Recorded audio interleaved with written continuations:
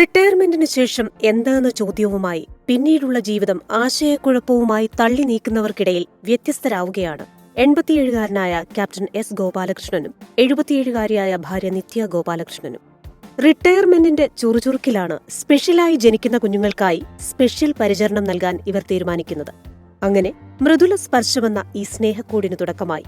വെറും 4 വിദ്യാർത്ഥികളുമായി ആരംഭിച്ച ഈ സ്കൂളിൽ ഇന്ന് 70 വിദ്യാർത്ഥികളുണ്ട്.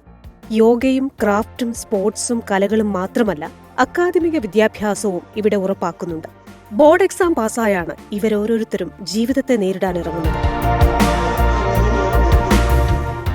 അവർക്ക് അത്യാവശ്യം വേണ്ടത് സൊസൈറ്റിയിൽ എങ്ങനെ ഉന്നമനം കിട്ടും, കുട്ടികൾക്ക് മാക്സിമം സപ്പോർട്ട് കൊടുക്കുന്നത് ഇവിടുത്തെ സ്റ്റാഫാണ്. 70 കുട്ടികളുണ്ടെങ്കിൽ നമുക്ക് ഓൾമോസ്റ്റ് 40 സ്റ്റാഫ് ഉണ്ട്. ഇതിന് ഹെൽപ്പ് ചെയ്ത എല്ലാവർക്കും ഞങ്ങളുടെ വളരെ വളരെ സന്തോഷം. ഇവരെ സ്വന്തം കാലിൽ നിർത്താനായിട്ടാണ് എൻ്റെയും ഭാര്യയുടെയും ഞങ്ങളുടെ ഒരു ഒബ്ജക്റ്റീവ്, ഒരു എയിം.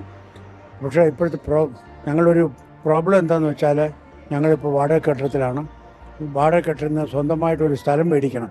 അതിന് സഹായ സഹകരണങ്ങൾ എല്ലാവരുടെയും ഞങ്ങൾ പ്രതീക്ഷിക്കുന്നു.